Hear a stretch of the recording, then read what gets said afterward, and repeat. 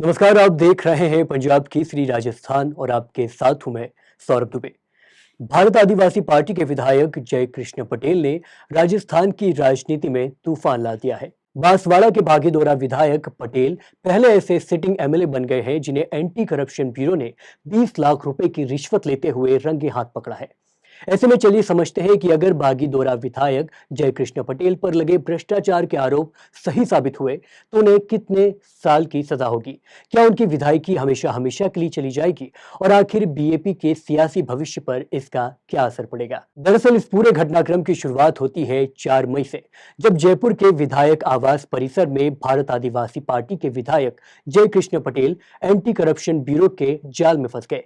BAP विधायक विधानसभा में खदानों से जुड़े 3 सवाल हटाने के बदले 20 लाख रुपए की रिश्वत लेते पकड़े गए।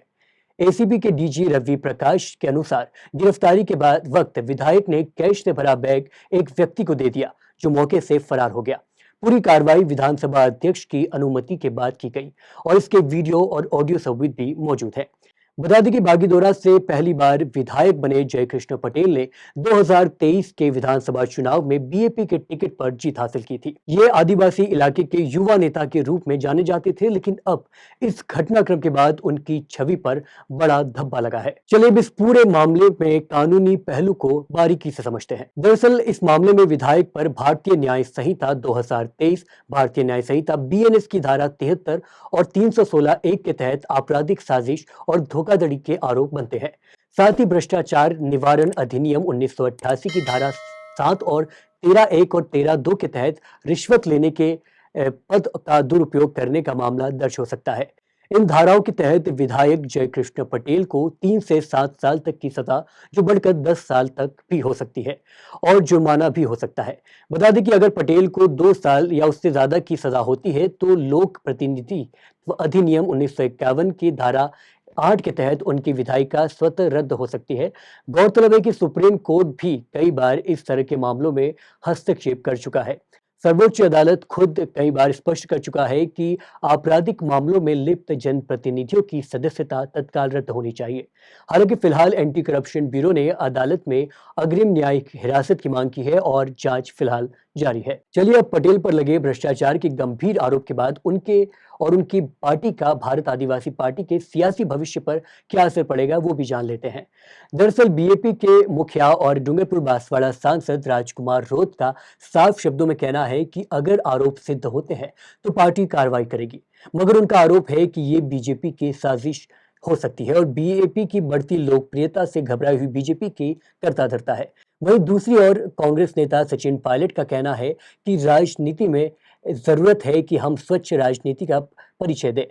जब इस तरीके का प्रकरण सामने आता है तो जनता के मन में स्वाभाविक रूप से सवाल उठता है कि आखिर ये क्यों हो रहा है। वहीं भाजपा नेताओं का कहना है कि उन्होंने हमेशा भ्रष्टाचार के खिलाफ शून्य सहिष्णुता की नीति अपनाई है।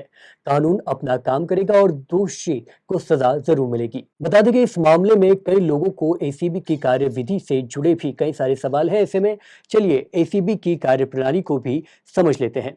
दरअसल एंटी करप्शन ब्यूरो राज्य सरकार के अधीन काम करने वाली भ्रष्टाचार निरोधक एजेंसी है। इस मामले में एसीबी ने शिकायतकर्ता की सूचना पर पहले विधानसभा अध्यक्ष की अनुमति ली, फिर एक सुनियोजित ट्रैप के तहत विधायक को बुलाकर रंगे हाथों गिरफ्तार किया। पूरी कार्रवाई की वीडियो और ऑडियो रिकॉर्ड की गई। गौरतलब है कि इस घटना का राजस्थान की राजनीति, विशेषकर आदिवासी इलाके पर गहरा प्रभाव पड़ा है। संभावना है कि इससे बीएपी की छवि को नुकसान पहुंचा है, जबकि अन्य दल इसे अपने पक्ष में भुनाने की कोशिश कर रहे हैं। इस घटना से भ्रष्टाचार के खिलाफ सख्त कार्रवाई का संकेत मिलता है, लेकिन साथ ही ये भी जरूरी है कि जांच निष्पक्ष हो और न्याय प्रक्रिया का पालन किया जाए। अब तक की जानकारी के अनुसार विधायक जय कृष्ण पटेल को न्यायिक हिरासत में भेजा जा चुका है और मामले की जांच अभी जारी है। अभी तक उन्हें पार्टी से निलंबित नहीं किया गया है, लेकिन आने वाले दिनों में इस मामले में और भी कई सारे मोड़ या पहलू देखने को मिल सकते हैं। प्रदेश से जुड़ी तमाम छोटी बड़ी खबरों के लिए देखते रहिए पंजाब केसरी राजस्थान। नमस्कार।